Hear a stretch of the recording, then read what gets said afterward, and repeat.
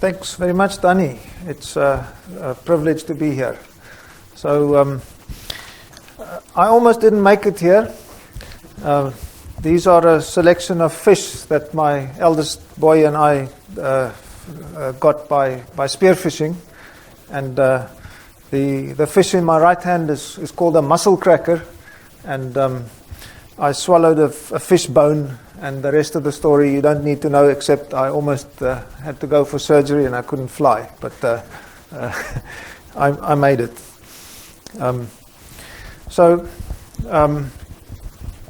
Just a quick overview. This is an updated version of a talk that I gave at ASRU in 2013 in the Czech Republic. So the title says Speaker and Language Recognition. We're not going to go into any level of detail of those technologies. Really, we're going to talk about pattern recognition, more specifically classification.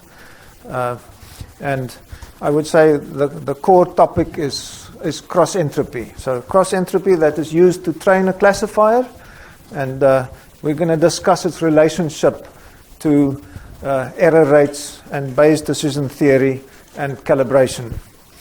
So cross-entropy can serve as a training objective, that's very well known, but also just as a measure of goodness. If you've already trained your recognizer and you're testing it, how good is it? Cross-entropy is very good for that. And that facilitates the cost-effective application of pattern recognition in the real world. So we're going to just go over some technology so that we're on the same page. Automatic speech recognition, you guys do some of that here. Automatic speaker recognition, we're interested in who spoke, and language, given some speech, what language is being spoken. So in speaker and language, we've inherited some stuff from speech recognition. Speech recognition has quite complex decoding mechanisms, whereas in speaker and language, we are doing relatively simple pattern recognition, just basically classification. So we're going to zoom in on the simple part of what we do. So specifically calibration in the pattern recognition part. So what is calibration? So it concerns the goodness of soft decisions.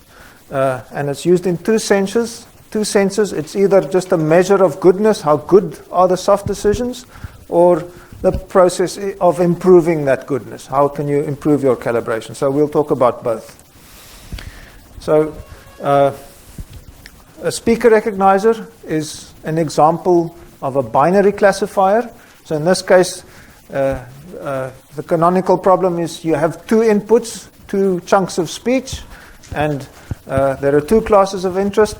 These chunks come from the same speaker or from different speakers.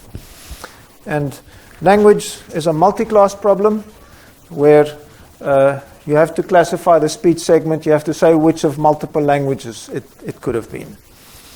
So let's look at classifier output flavors. So the hard kind of output is just the class token. Or you could output a posterior probability, the probability of the class given the speech. Or you can work on the other side of Bayes' rule, the likelihood probability density of the speech given the class. So in speaker and language, we prefer the likelihood version. That works better for us. So hard decisions are simple to understand, but it's a bad idea unless the error rate is very low. And the prior is hard-coded into the hard decision. You can't change the prior after the fact. The posterior is still intuitive. People understand it quite readily. But now it also conveys a degree of confidence, and you can use that even if there are errors, you can use it to make optimal decisions by using Bayes decisions. So if you compare posterior to likelihood, the likelihood is somewhat harder to understand. Why do you want to be on the other side of Bayes' rule? Also, it has this confidence mechanism. You can use it to make Bayes decisions, but it's independent of the prior. So the posterior has the prior built in. You're sort of stuck with that prior unless you reverse engineer and get it out again. The likelihood is nice and clean. It doesn't have the prior in it. So that said, if we're talking about a classification problem with a small number of discrete classes, and you also have the prior available, then there's no real difference between the two. You can go back and forth between likelihood and prior. So we're going to keep talking about both likelihood and prior. So we'll just give 3 examples of how you would use a likelihood that comes out of a classifier. So language recognition, the likelihood extracts whatever information is in the speech about what language it might be, and then we use independent information for, let's say, the geographic information. Here in this location, you wouldn't expect to hear my home language Afrikaans. So the prior can tell you things like that. And then you combine the 2 sources of information by Bayes' rule to get a posterior. So you know our green speech? Yes.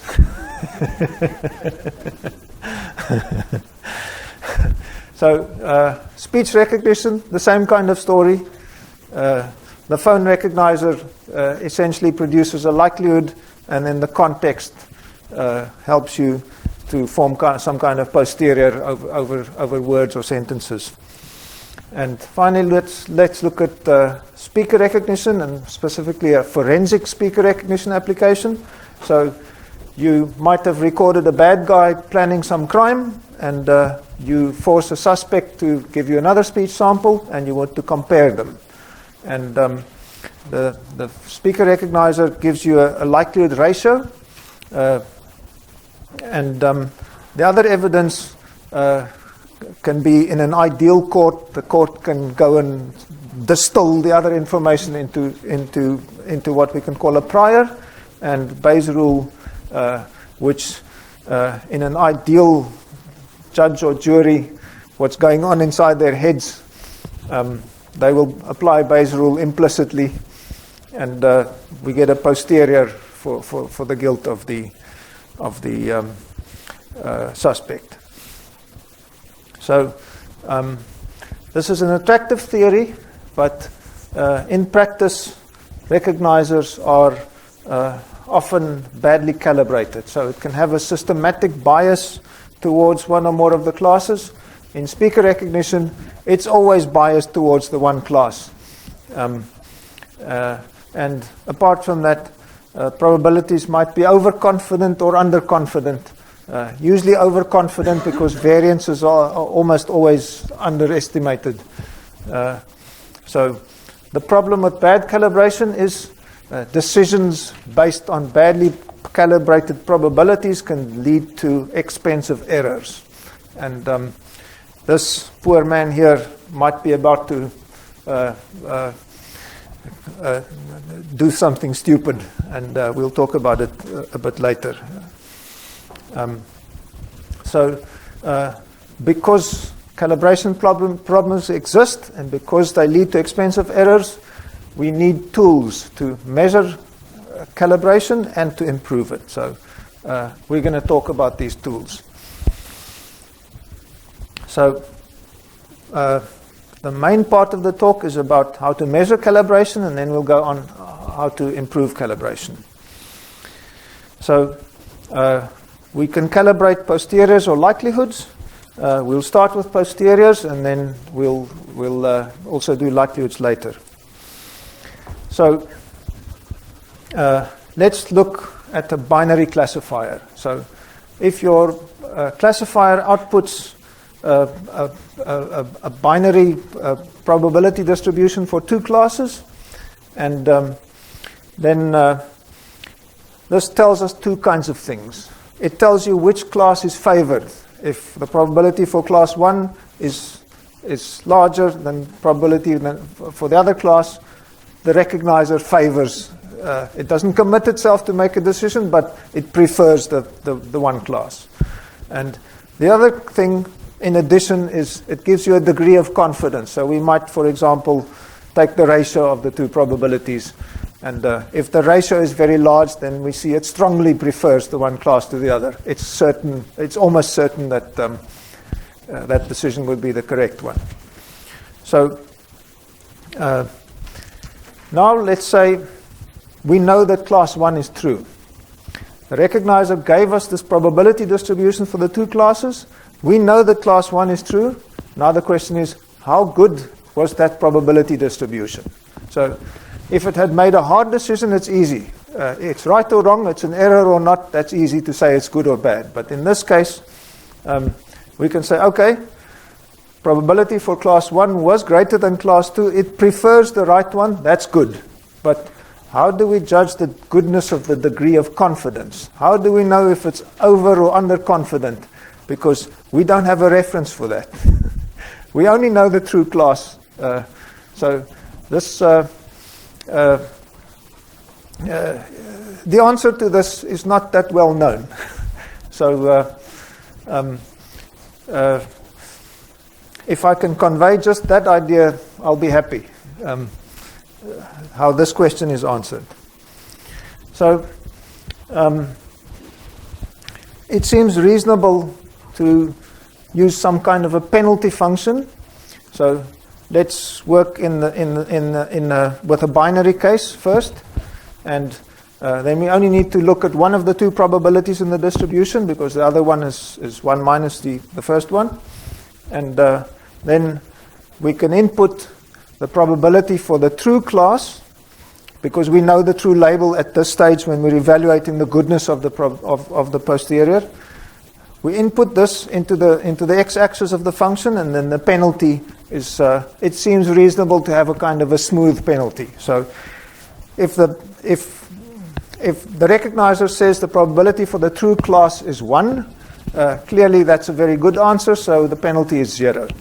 And if it says the true class probability is 0, clearly that's bad, and the penalty has to be high. So that's about as far as intuition will take us. We need some kind of a monotonic, smooth penalty function. But what must the shape of this function be? So we're going to take an engineering approach to design a suitable penalty function.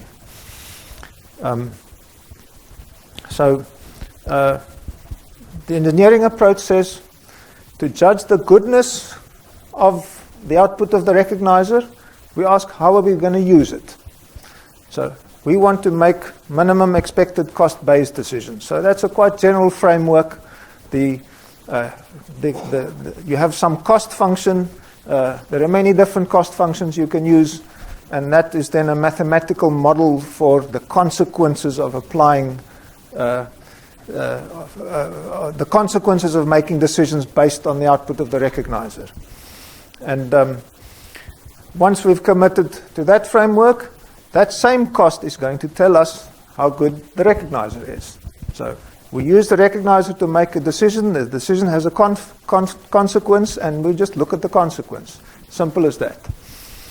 So good posteriors obviously will make cost-effective decisions.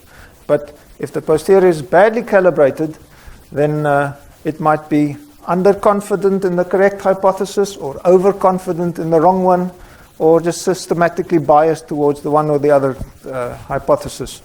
And that will eventually, on average, lead to costly errors. I have a question. So you said that intuition will only take you to the point where you say that it has to be a monotonically decreasing function from 0 to 1. I'm wondering if intuition says more. For example, both your examples with sketches were complex functions.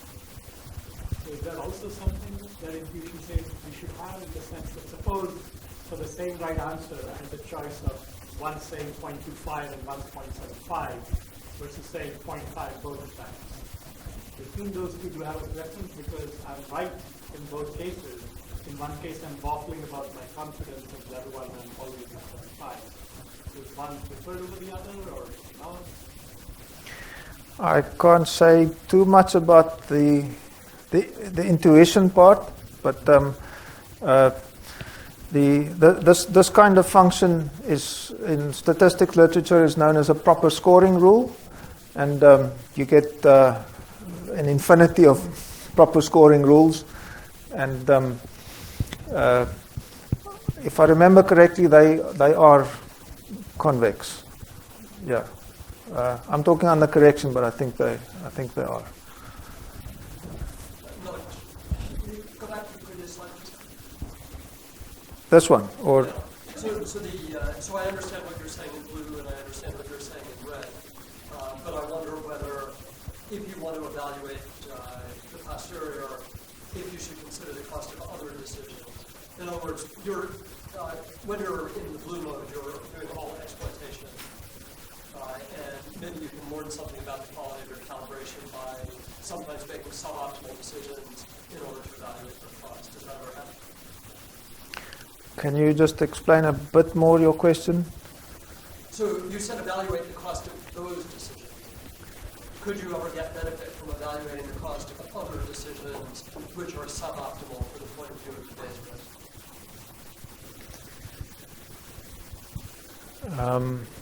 I don't see the point in doing that. Think about a bandit problem. In a bandit problem, I don't always pull the minimum expected cost or the maximum expected reward arm because I'm trying to learn something about the system. Okay, I can't. So I evaluate the cost of suboptimal decisions that under my current model are suboptimal in order to gain information. Could you get better calibration by doing that? So you think about hard decisions, because I think you get the full posterior. You have the full posterior, but you're not getting all the information in the full posterior.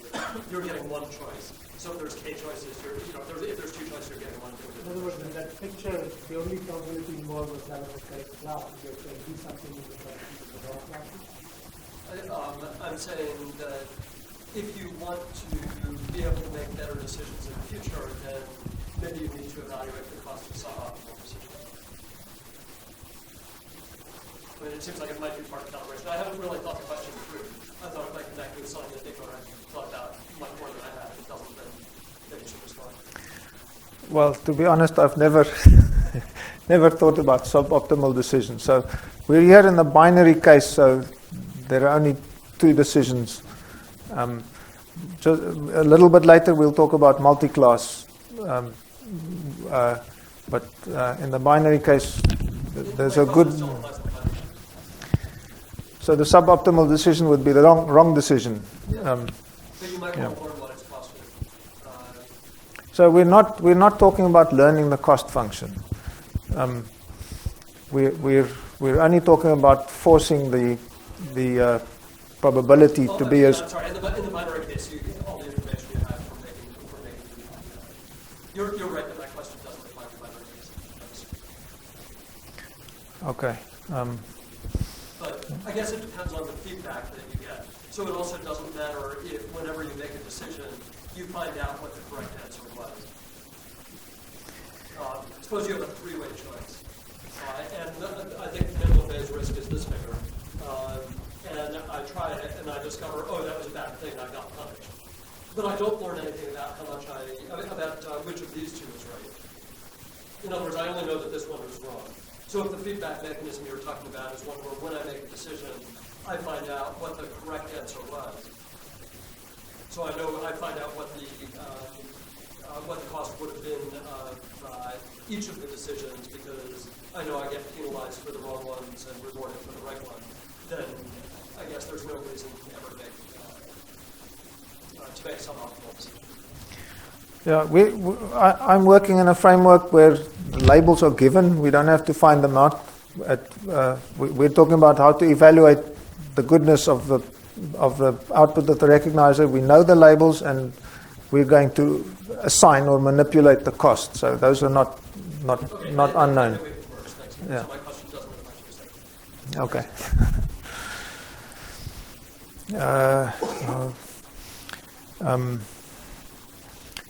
Okay, we were over here. Okay, so we're gonna work with a mechanism of decision cost functions, which are mathematical models for the consequences of applying probability theory in the real world. So Bayes decisions minimize expected cost. So just as a footnote, Bayes decisions can maximize reward, but you can show that without loss of generality, you don't have to consider both rewards and costs. You can just talk about cost. So that's what we're going to do. So let us walk through a simple example of a Bayes decision. So what's going on inside this guy's head? So the first step is to assign some probability distribution over the possibilities, and it seems reasonable if this is a 6-shooter, the probability of the shot going off is 1/6. And then you have to decide what are the costs of the things that can go wrong. So this guy has already committed himself to a bet. If he doesn't play, he's going to lose $10. When he's shot, maybe he doesn't care, but his family are going to lose, for example, $6 million. So then you basically multiply the probabilities with the costs. You get the expected cost or the risk, and you compare the risk. So in this case, $1 million expected cost against $10. The answer is clear. Don't pull the trigger, pay the $10 and go home. So that was the well-calibrated example. The badly calibrated example, this guy might, for some reason, come to the conclusion this shot isn't going to go off. He thinks he's very lucky, or he's got a special way to spin the cylinder, or something like that. And then he can say, well, $10 is more than 60 cents. Let's pull the trigger and earn $10. So that's an example of bad calibration makes bad stuff happen. So back to the more boring classification problem. First of all, we do binary. So the simple case, the easy to understand case is how do we evaluate hard decision. So basically this is misclassification cost. It's just a 2x2 table, and we know the class that was output by the recognizer, and we know the true class. On the diagonals, those are the correct answers, cost is 0. And on the off diagonals, those are the misclassification costs, and they just need to have some non-zero value. And the goodness of the decision is just the cost, either 0 or one of the misclassification costs. So now let's generalize that to evaluating a soft decision. So we said we wanted to make minimum expected cost based decisions. So part of the evaluation process is to do exactly that. So the top yellow block just computes the risks, the costs times the probabilities, and it chooses the minimum, and we then feed that into the table that we had before, and that will then output the cost, the goodness of that posterior distribution. So let us look at what we've achieved so far. So on the left-hand side is what we said, what we want to do. What we've achieved so far, we see on the right-hand side, a step function. So Sanjeev, this guy doesn't look, this guy isn't convex. But this is a valid proper scoring rule, this guy. So anyway, what's happening here is we have the input probability on the x-axis, and depending on which side of the threshold it is, so the threshold is a function of the cost coefficients, we will make one or the other decision. If it's the correct decision, the cost is going to be 0. If it's the wrong decision, it's some non-zero cost. So apart from the fact that this obviously looks a bit rough, we would like it to be smooth, you can also argue that we don't want to commit to a specific threshold or to a specific cost coefficients, because these might not model the application that you're really interested in. So if the threshold is at half, it doesn't sort of exercise the decision-making ability over the whole range of the posterior between 0 and 1, and it doesn't model the roulette problem where there was a very large cost in the one case. So it would be better if we could, in our evaluation process, vary the costs. And we're going to do that in a way that's going to give us a smooth solution. So first we have to simplify our cost function. So this cost function here is parameterized by 2 misclassification costs, 2 coefficients. Let's reduce that to 1. So at the top, that's the formula. If you have the costs, you can calculate the threshold. But we're going to do it the other way around. We're going to say, let's parameterize with a threshold a single number. And it turns out you can do that without loss of generality. And then we make a special choice for how we assign cost based on the threshold. So we use this reciprocal. So let's look at that graphically. So this is the full penalty function, or proper scoring rule, if you like. So the red step function is what happens if class 1 is really true, and the blue step function if the other class is really true. And on the y-axis, if you're on the wrong side of the step, if your decision is wrong, that's the cost you're going to incur. So now we're going to adjust theta. We're going to, the object of the exercise is to sweep theta, the threshold, between 0 and 1. So then we get this kind of behavior where the costs and the threshold both vary. So you will see if I push theta to 0, the one cost is going to shoot up to infinity, and the same on the other side. So by choosing these reciprocals for the cost function, we say we're including cases where bad decisions might be arbitrarily expensive. So what we want to do now is, okay, let's just get another view of what we've constructed. The recognizer outputs posterior distribution. I've incorporated the thresholding mechanism into the top of the table there, and the cost is still output, a cost which is now parameterized by the threshold. So we can say the threshold is the operating point. It controls the nature of the cost function. And now let's smooth this by integrating out theta. So we're saying we want to evaluate that posterior, the full range of the posterior, its decision-making ability everywhere from 0 to 1 by sweeping out, integrating out that threshold. So it turns out this integral is basic calculus. You can write down the answer immediately, and then you get this logarithmic cost function. So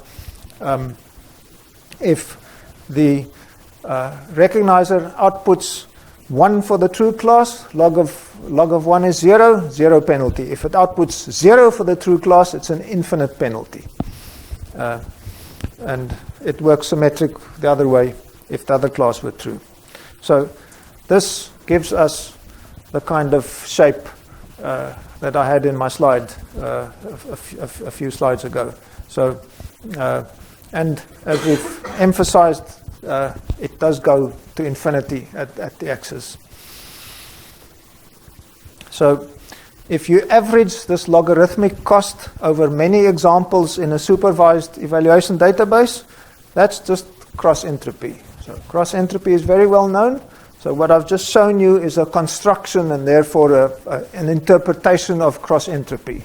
So cross-entropy is a smooth kind of misclassification costs where we've considered a whole spectrum of different cost ratios, if you want. So this part is relatively easy. Other people have also published this kind of result for the binary case.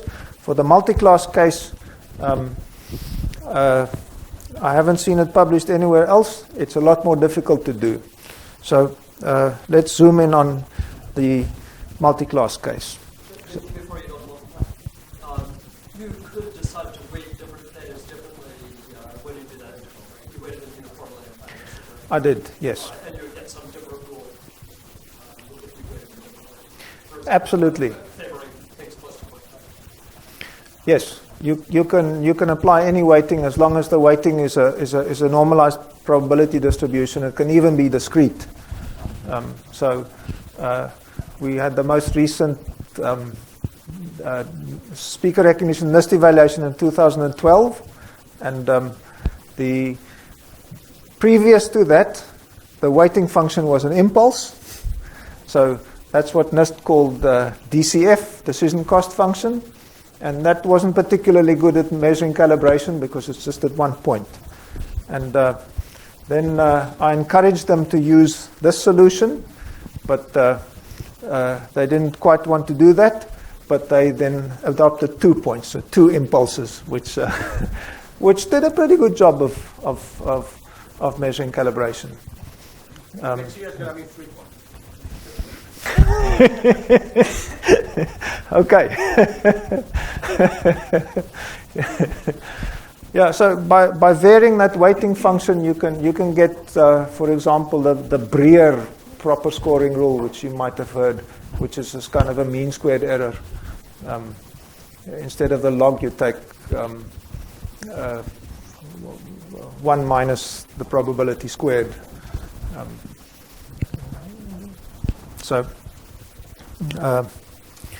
Okay, so let's do multiclass. So multiclass, a little bit more complex. The recognizer, this is going to be 3 classes, this example. So the recognizer outputs a probability distribution, 3 coefficients, which live inside this simplex, which I've plotted here. So we can plot it in just 2 dimensions because the 3rd coefficient is just a function of the other 2. And now we again choose a special cost function. So we're sort of constructing this generalized threshold, which we're parameterizing with this vector of parameters, theta 1, 2, and 3. And again, we're going to take this threshold and we're going to compute the costs as a function of the threshold. And again, we get this, we chose this reciprocal to be the cost. So again, if you push, the parameters also live inside a simplex, inside the same simplex. So if you push the parameters into one of the corners of the simplex, you're also going to get infinity in the cost. So we've got that same kind of behavior. So once we've committed to the cost function, then we can ask what does the minimum expected Bayes decision look like? And the threshold turns out to be this blue thing. So the blue thing does a tessellation of the simplex. It divides it into 3 subsets. So if the recognizer says class 1 is very likely, the Q1 axis is large, and we're going to be in region 1, and it's going to decide class 1. And Q2 is high, we're in region 2, and if Q1 and Q2 are both low, we're in region 3. So that's the decision, the Bayes decision. So the whole thing is parameterized by, you can choose any 2 of the coefficients, parameterize your threshold and your cost function, and again, we're going to adjust them. So we're going to adjust both theta 1 and theta 2 independently along both axes, and then we get the threshold sort of wandering around all over the interior of the simplex.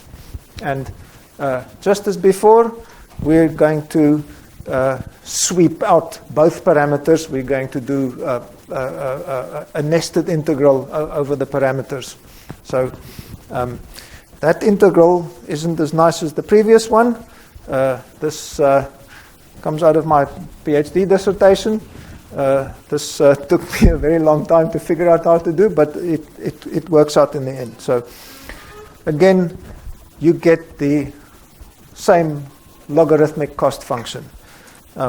So to summarize what we've done, this is very much the same as in the binary case. The recognizer outputs a probability distribution, one probability for each class, and once you know what the true class is, you pick that probability and you just apply the logarithm. And again, if the probability for the true class was 1, penalty is 0. If it was 0, the penalty is infinite. And once again, if you average that over your evaluation database, that's just cross-entropy. I'd just like to mention that a special case of that is logistic regression.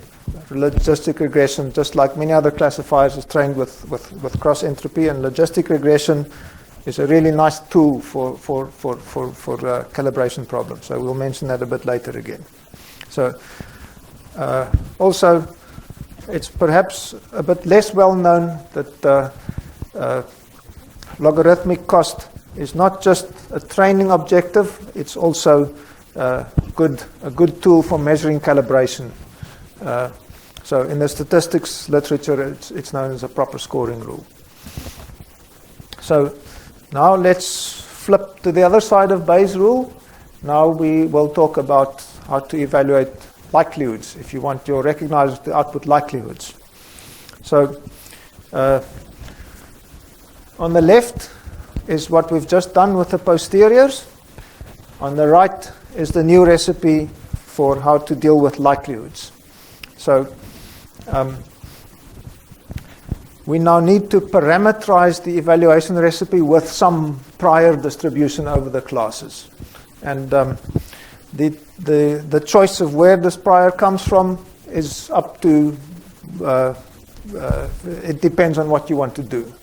For example, you could choose the prior to reflect the proportion in your evaluation database. That's a reasonable prior. Or you might want to choose it flat, or you might have some application in mind where you know what the proportions are going to be, and then you might want to tune that prior for that application. So we need some prior, and then the prior together with the likelihood, you throw that into Bayes' rule, and then you get the posterior, and you apply the logarithm as before. So the argument of the logarithm, that's actually just the softmax function.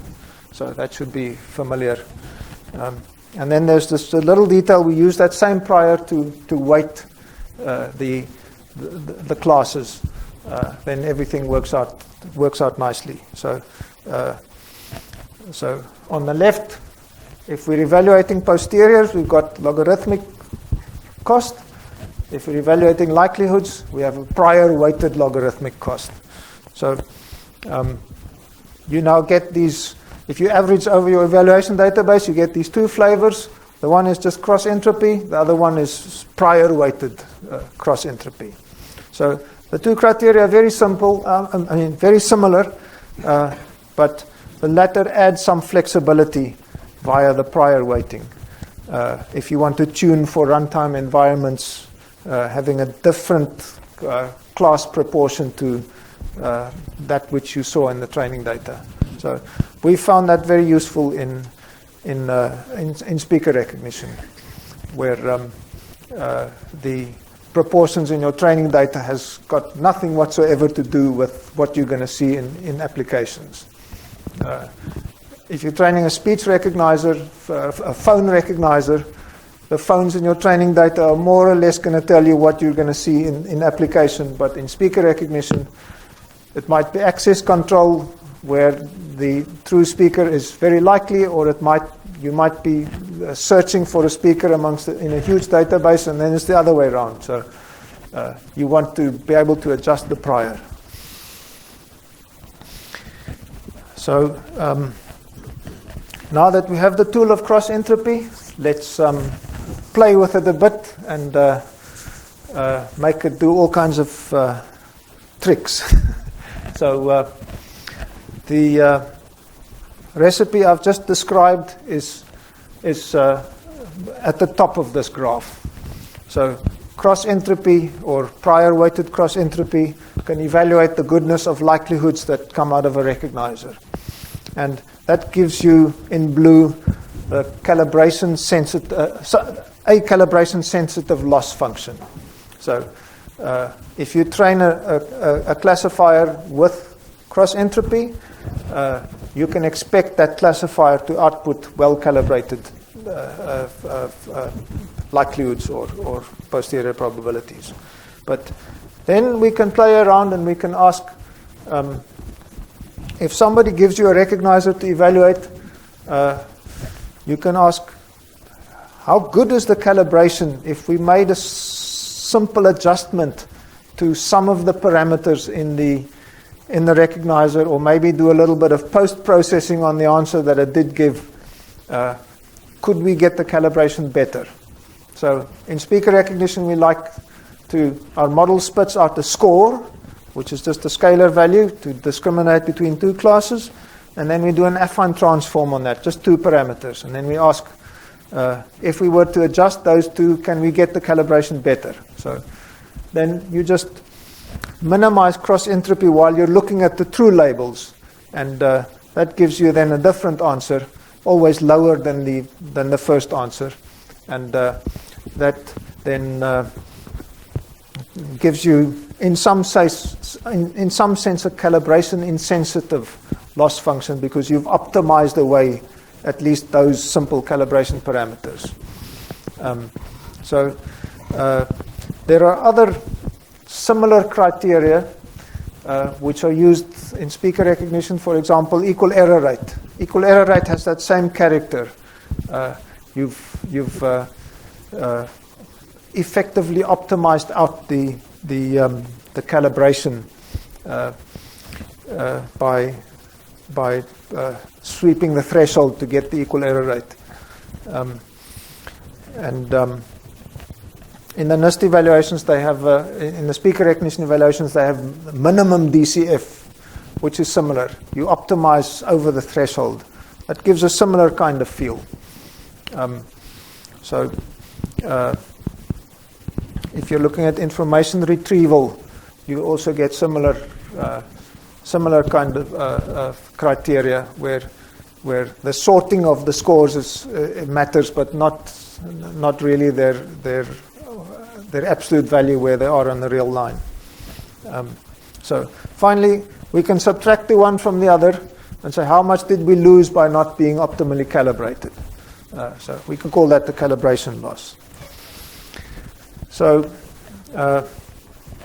we're quickly going to look at ways how to improve calibration. So this isn't a particularly elegant theory, but it's a theory nevertheless. So we're saying my original classifier, if it's a probabilistic classifier, it outputs likelihoods or probabilities, but we know they're not all that good. So let's demote them and say that's a feature vector or a score or something like that.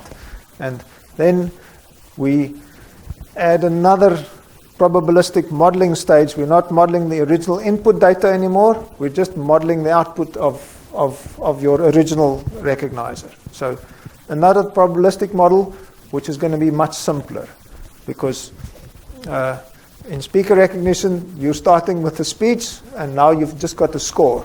So you can model just the score, scalar, instead of speech. So this is why calibration works, because your calibration model is usually very, very simple. So what does the calibration model look like? You can do many different things. It can be generative, it can be discriminative, it can be parametric or non-parametric, it can be plug-in or it can be fully Bayesian. So over the years I've played with all of those flavors in speaker recognition and almost all of them in language recognition. And all of them have their strengths and weaknesses. So I'd just like to single out logistic regression. Logistic regression is a good tool to use, a good sort of default choice for calibration problems. So if it's multi-class, you work in the log likelihood domain, and you just have a single scaling factor across all the classes, and then you add a class conditional offset.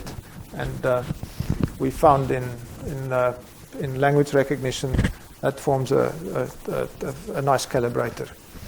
And we train those parameters using logistic regression. We're minimizing cross-entropy. But you can also do it in a generative way. You can model these log likelihoods with multivariate Gaussian distribution. That also works. So let's look at some specific examples. So first of all, we look at speaker recognition. So this example is from the NIST 2012 speaker recognition evaluation. So let's look at the graph. So the vertical axis is not cross-entropy. It's the cost function that NIST defined. And in this case, it was the one that I just mentioned, but with the two operating points combined. So it's some flavor of misclassification cost at two operating points. And these different graphs are just different subsets of the data, which was important in that evaluation. And but what I want to show here is that we performed after the fact on the evaluation. We performed this exercise, which I just explained. We did this calibration optimization to say how well could we have done if we had calibrated better. So that's what these little brown or red pieces of the bar graph, that's the calibration loss. So we were lucky this evaluation. Our calibration turned out to be pretty good.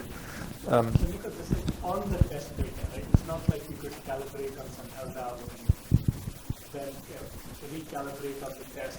In other words, the red is the blue bar is calibrating on the test data knowing the answer key. And the red is what you submitted. Was the one that was submitted calibrated on some held out data, or that was an uncalibrated data? Yeah. Whether you use the without using the test data or not, you get the blue bar. Okay. I can't just say yes or no because you asked several questions. So let me run through it.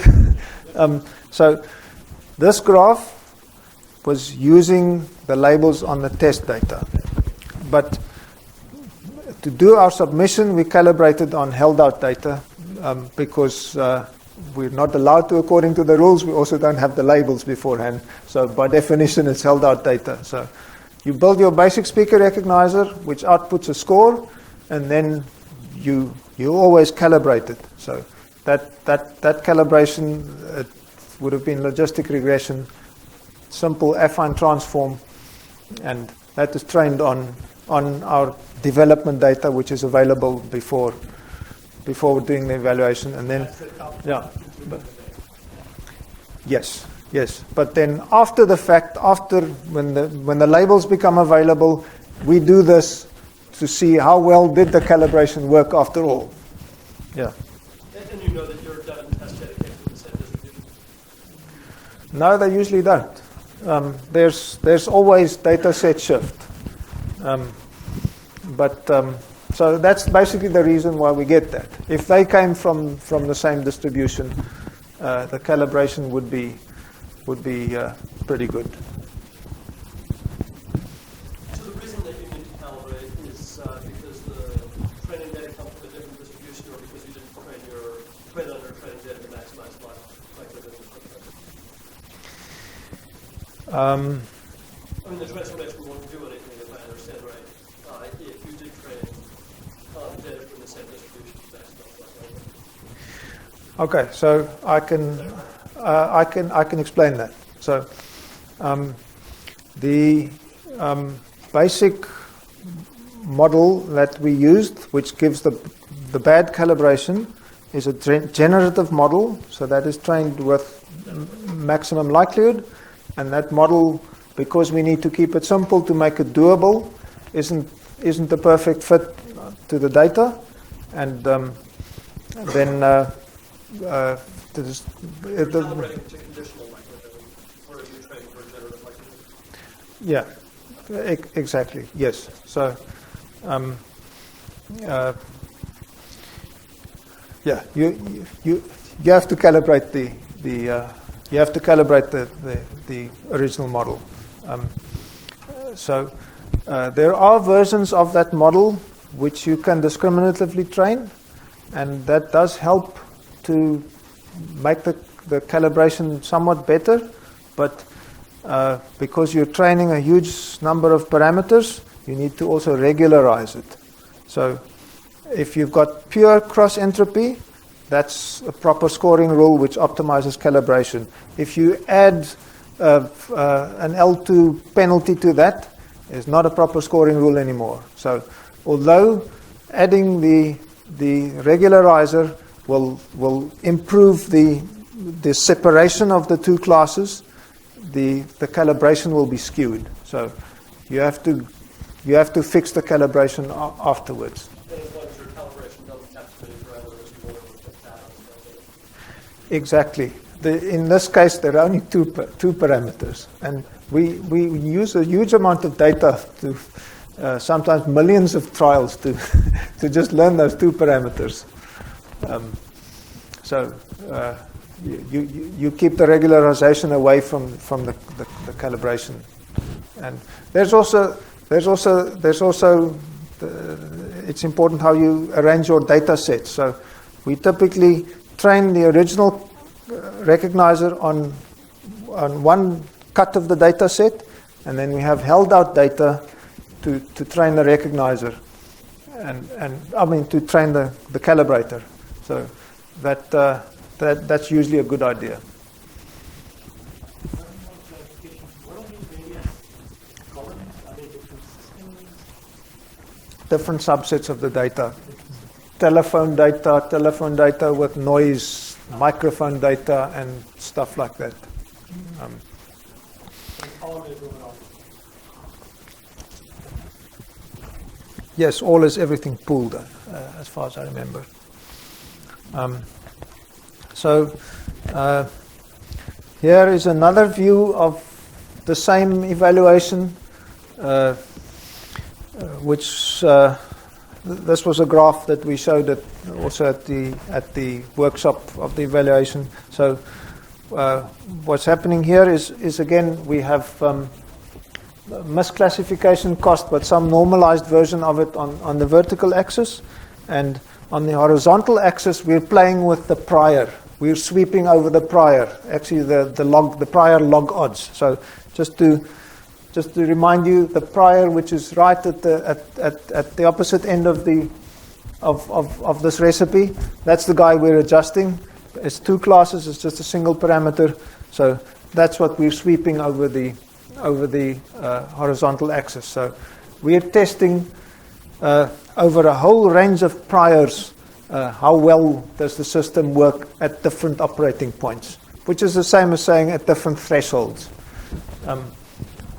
So again, the red, blue, and green are sort of different tasks which were of interest in this evaluation, and the dashed curve below each solid curve is the calibration analysis where we optimized calibration given the true labels on the test data.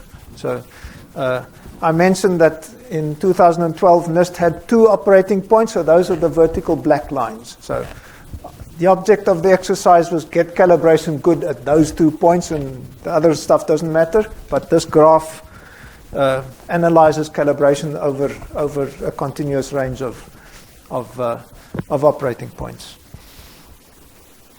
So then all of these that I showed, simple logistic regression, affine transform calibration. So I also did some experiments after the evaluation with a variety of nonlinear calibration methods. So these were all, not all of them, but many of them were generative. And we're using T distributions and other distributions with even more parameters, including a skewness.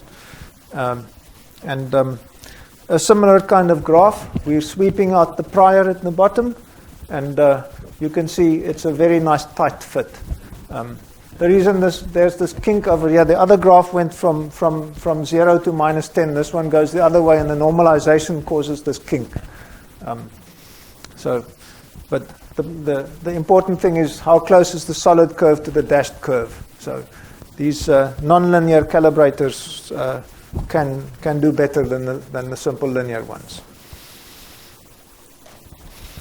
So final example, language recognition. So my first experiment with language recognition scores, how to calibrate them, I did on the 2007 evaluation. This was after the evaluation. I asked several labs to give me their scores, and so again, C average is some flavor of NIST misclassification cost as defined by NIST, and the blue bar graphs are the results of 4 different labs. Alan is sitting there, the best blue one, that was MIT Lincoln. So what I did, well, people had their own calibration recipe for that evaluation, but it wasn't multiclass cross-entropy. They were doing other things. And then I went after the fact, on independent data, I calibrated the stuff using multiclass logistic regression, and those gave the brown graphs. So if we fast forward to the most recent NIST evaluation, basically we're still calibrating with multiclass logistic regression or simple generative Gaussian calibration. We're also doing that, and we're doing the calibration analysis exactly as explained in this talk. So this is a slide from the workshop of that evaluation. Same story here, except it's just tilted. The red part says what is the calibration loss. So the actual submission, again, we were lucky. Calibration was fairly good. And that's it. So in summary,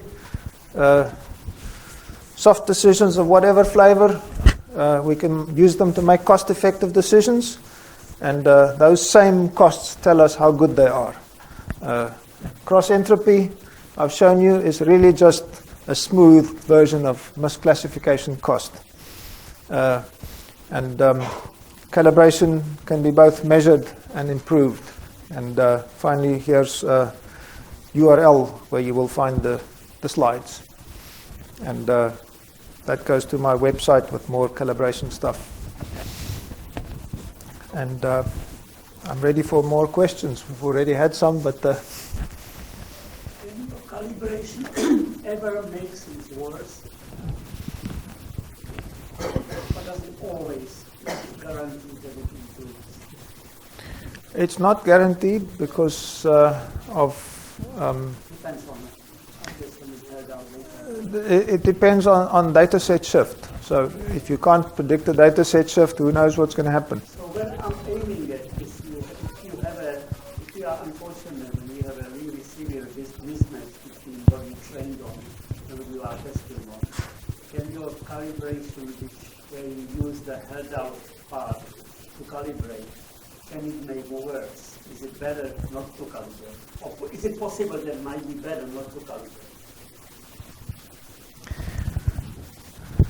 It's possible because the data set shift can go anyway, but I would say it's better to calibrate. No, I know we always like, all of us like to show that things are better. But it would be really interesting to sort of like, for the sake of students or something, to show when it can hurt, right?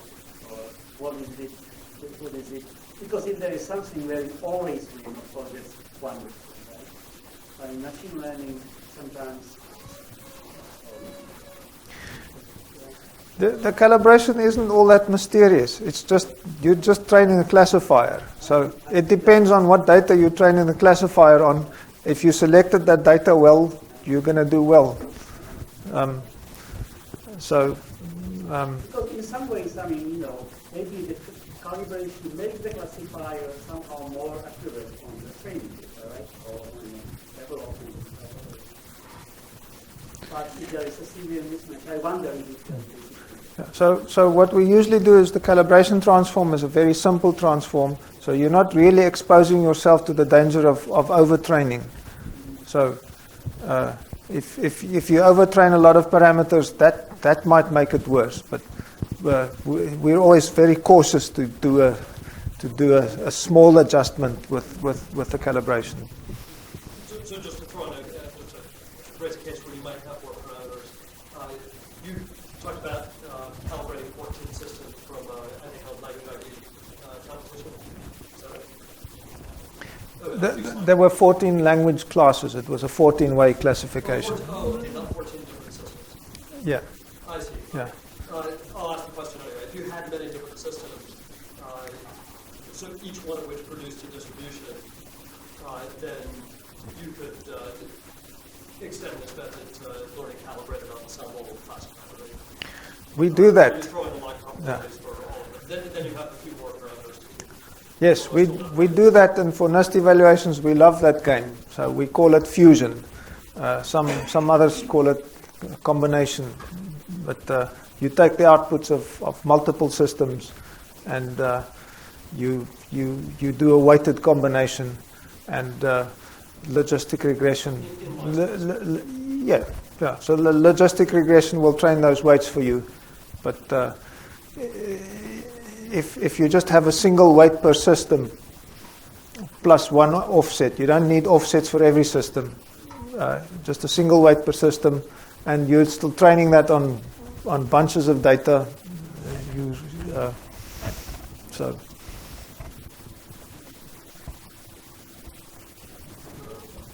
So you mentioned there's a definite number of proper scoring rules. So I'm wondering, besides the logarithm, does it make sense to consider other scoring rules, and what are the trade-offs? I can point you to my PhD dissertation, and over there I sort of did some analysis, mostly for the binary case. So as we were discussing some minutes ago, the weighting function over the threshold, by varying that, gives you different scoring rules. So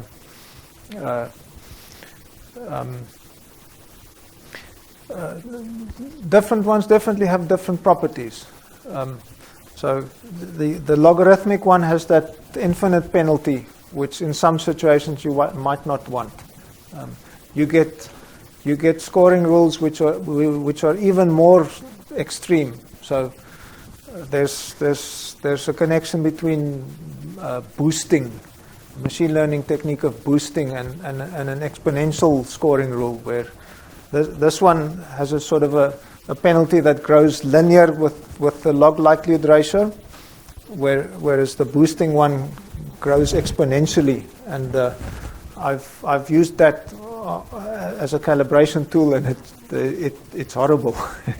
It doesn't like that strong. It doesn't like that strong penalty. So we've played around with the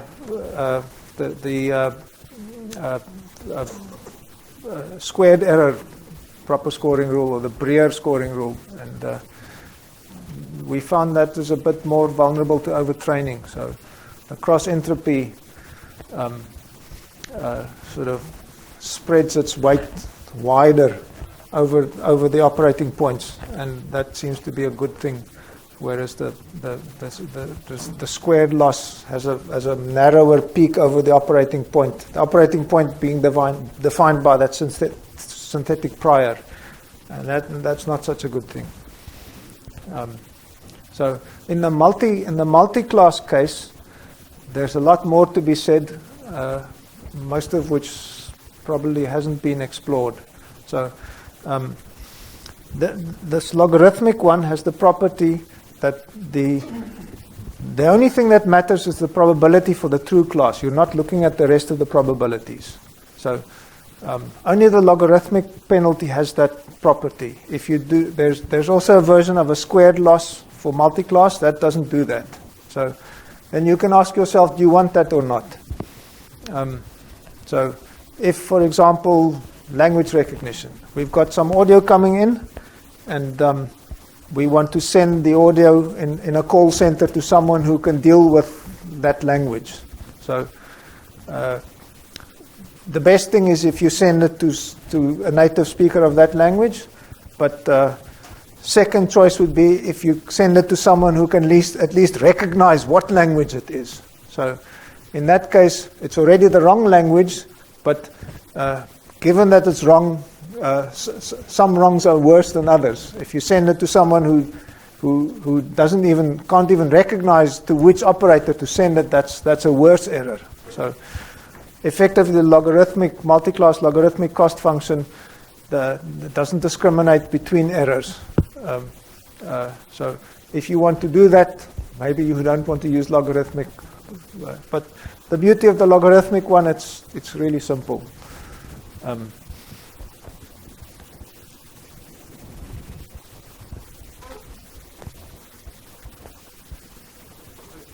more questions. Thanks for speaking.